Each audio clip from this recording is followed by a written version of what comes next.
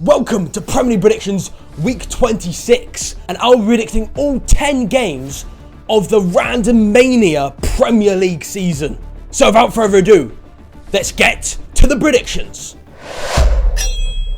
Starting at the King Power Stadium, it is Leicester City versus Brentford. Leicester lost again against the Gunners, but I do have to admit they did give it a good fight and they did manage to hold off Arsenal for quite a while for a lot of that game. They did pretty well, but they still lost it, and Brentford is still a better side and they just won 1-0 against West Ham United. I see Brentford doing this. I mean, Brentford's attack against West Ham looked threatening multiple times. It just looks too good. So I'm going to have to go 2-1 to the away side Brentford after they looked amazing against West Ham, and Leicester are still in the relegation zone. Moving over to a very tasty matchup. It's at Goodison Park. It's Everton versus Manchester United, and Manchester United had teenagers across the board on their bench. You can tell the depth of Man United is decreasing when they have loads of teenagers that a lot of them I don't even know. So that's not good by Man United. They lost to Spuds, the sack of potato Spuds. Deservedly lost. I felt like Spuds deserved it, but I also felt like there were some positives for you, Manchester United.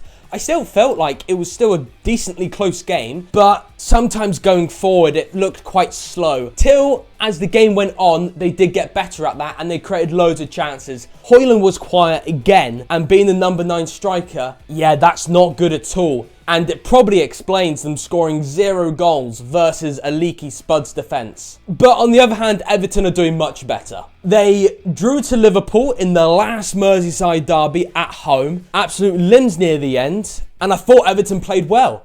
And then the game after that, when Everton played Crystal Palace, they won again. David Moyes is a genius. He must have done something that my little brain can't actually notice. And Everton are just cooking, while Man United are losing. I'm sorry, Manchester United, but yeah, I can't see you getting anything against Everton. Man United, some good signs against Spuds, but overall, you lost it. It's not good enough, and Everton are doing much better. At Goodison Park, they're going to win this 1-0, as Man United's attack, I just think, is not good enough in terms of shooting, because there was a lot of times they could have easily scored, but someone like Garnacho will just hoof it over the bar a million miles away, and Everton are too good. 1-0 to Everton. Over to a London derby between the Gunners and West Ham United.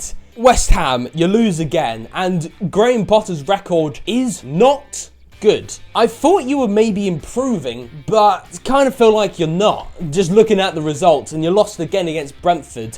But Graham Potter did say that he found a lot of positives in that Brentford game. And there were some positives. You know, there were a few chances here and there that they could have made into a goal. But overall, you still lost. You're in 16th. And the Gunners, well, they won 2-0 against Leicester. It could be that Michael Moreno is going to do the opposite of what Joe Linton did for Newcastle. Instead of going from a striker to a central midfielder, Michael Moreno is going to go from a central midfielder to a striker. It could happen, but we'll have to wait and see. Anyways, even if he doesn't play well in striker in this game, they are winning this. I just feel like no matter what, West Ham are not getting results over the line. And considering Arsenal are in a massive title race, yeah, I see them winning this. They're also much better than West Ham. They're doing much better. I'm going 3-1 to the Gunners. Decently comfortable, but I'm sure West Ham, with some great attackers, will nick a goal. Now moving over to the Vitality Stadium, it's AFC Bournemouth versus Wolverhampton Wanderers. You're probably thinking, this has to be a win to Bournemouth. But then Wolves, you have to give credit to them. Because against Liverpool, when I was watching that game, they weren't half bad. Cunha with a great goal, an absolute wondrous goal. And at any moment, it could have went 2-2 when Wolves got that goal. In the second half, Wolves pretty much dominated against Liverpool. And I thought it was a really good performance by Wolves. Plus, they, not too long ago, won against Aston Villa. I think Wolves just have too good of a side. And even when they've lost, I say this all the time with Wolves, even when they lost against Nottingham Forest 3-0, they look too good to say that they're going to get relegated. Not just then, against Newcastle. It looked like they deserved more from that game when they lost it 3-0 as well. It feels like overall, Wolves are a bit unlucky, and soon the results are going to turn around. And considering Wolves managed to put up a really good fight versus Liverpool, and they put up a good fight against Aston Villa and won it, I feel like the way Wolves are playing and the way their season's going, they can get something at the Vitality. Again, home advantage is still advantage this year, obviously it is, but statistically, it's not as big as it has been. So that might be able to play into Wolves' favour, plus everything else I said, for this to be a 1-1 draw between Bournemouth and Wolves. Bournemouth, you are brilliant. Do not get me wrong, but I feel like Wolves deserve this point, and they have been challenging and been playing decently well at times against big sides. Over to another London derby at Craven Cottage. It's the Cottagers versus Crystal Palace. And Crystal Palace lost the last game against Everton 2-1. And it was quite a close game. It could have easily gone Crystal Palace's way. It could have easily went Everton's way. And it went Everton's way. And to be honest, they did not play terrible. Everton obviously are just too good at the moment. So it's understandable why they lost. But they are now facing Fulham. Another hard side that just won their last game. 2-1 to third place Nottingham Forest. They were brilliant, Fulham. Absolutely superb. Adama Traore has to be the highlight of that Fulham squad in that game against Forest. He absolutely destroyed Nico Williams. Completely. His pace is on another level. I'm sure he's going to help out a lot for Fulham in this game. The thing is, they didn't just win against Nottingham Forest. They battered Nottingham Forest. And I could easily see Fulham doing the same to Crystal Palace. But I feel like Palace is still a good side. But Fulham, throughout the entire season, they always keep their games quite close. And I said this last video, I'm saying it again, I am going to go for another draw. I'm going to have to go down the middle. I really find it hard to split these sides. They're both really good sides that on paper are quite equal. Trust me, I rate Palace a lot, and I'm going to have to go 1-1. Genuinely cannot split the sides. Moving to Portman Road, it's Ipswich Town versus Tottenham. Sack of potatoes, doesn't matter, you're out of the Carabao Cup. Doesn't matter, you're out of the FA Cup. Because you got another clean sheet in the Premier League. And you beat Manchester United 1-0. And you know what? You deserved it. Jed Spence, agree with the commentators. He is my man of the match of that game. I mean, he was brilliant. Not just him. So many other players were brilliant. The entire defence and goalkeeper was brilliant. Vicario made countless saves after saves. And a lot of their starting 11 players are starting to come back. And with another win in the Premier League, with another clean sheet against Ipswich, I think Tottenham can win. Ipswich, don't get me wrong, you managed to score first while you had 10 men versus Aston Villa. Congratulations. And it was a really good finish by Liam Delap. But Tottenham is a different team to Aston Villa entirely. This is an entirely different game, and overall, Tottenham are better than Ipswich. I think everyone can agree there. Even if you want to call them bottle jobs, Tottenham's obviously better than Ipswich. And I feel like now in the Premier League, Tottenham are starting to get results. They're starting to get clean sheets. They're starting to look really good. And with their starting 11 coming back, I genuinely think they can have a decently comfortable ride against Ipswich. It's not going to be really easy. It's still going to be hard. Ipswich is going to give it their all and really scare Tottenham's defence. But I genuinely think Tottenham are back almost. 2-0 to Tottenham Hotspur. Their team's starting to come back. They're starting to get results over the line. Why not? 2-0 to Tottenham Hotspur. Over to the St Mary's, Southampton versus Brighton and Hove Albion. I was right that Bournemouth were going to win the last game. I was right that Sulemana would either get an assist or a goal. He got the goal. And there was a few decent attacks by Southampton. But I say this almost every game Southampton's in. There's a few decent attacks. But there's no results to show from it other than just about getting it over the line from the team above you, Ipswich, which is one of the weaker sides in the Premier League. So, especially Brighton getting back-to-back wins against Chelsea. Yeah, Brighton winning this 4-1 away from home. An absolute battering. Brighton, well done on another win against Chelsea. Speaking of Chelsea, we move to Villa Park. Aston Villa versus Chelsea. Obviously, Chelsea lost at 3-0, and they have quite a few injuries. The likes of Nicholas Jackson, I think they are going to be missing a lot because he was on fire, but they're going to miss him for a bit longer and he's not going to be available for this game. And they've got a bunch of other injuries. But good job, Chelsea have a big squad depth. But it's still not good enough. And I think for quite a while now, Chelsea have not been good enough. So I can't see them winning this. But then I look at Aston Villa. Again, like I said last week, I'm not seriously impressed. But one guy I am seriously impressed with is Marcus Rashford. Especially in the last game versus Ipswich. When he came on, he made a big impact. In fact, you could say he created the goal for Aston Villa, which he did. It was almost a goal from a free kick, but hit the crossbar, came over to Ollie Watkins, and he got the goal. Doesn't count as an assist, but it's sort of an assist.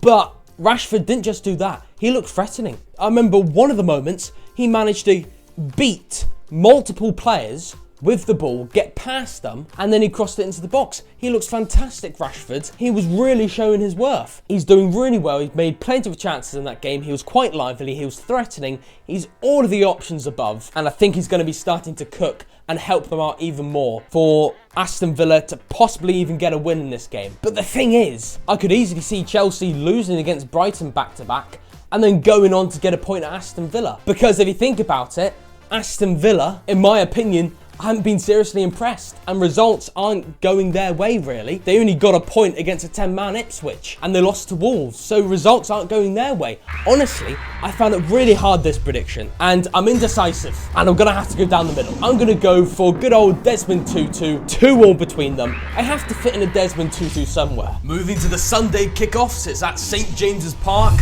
It's Newcastle United versus Nottingham Forest. And looking at this game, just looking at the two teams, this could literally go either way. Nottingham Forest are just so unpredictable in recent times. Literally, Nottingham Forest get battered by Bournemouth 5-0, then batter Brighton 7-0, and then get destroyed by Fulham 2-1. I mean, it's all over the place. It's win, loss, win, loss. But Newcastle, they won against Arsenal, and can I say Arsenal also beat Man City 5-1. So you would think Newcastle will win against Man City. No, Newcastle lost 4-0 against Manchester City and played awful. It felt like there was no desire against Man City. So really, both these sides are on pretty similar form, and it's impossible to split the sides. And I was tempted to go for a draw, but in recent time, there hasn't been many draws in the Premier League, so I feel like I'm going to have to go for one or the other. And the main problem against Manchester City for Newcastle is there wasn't enough service towards Isak.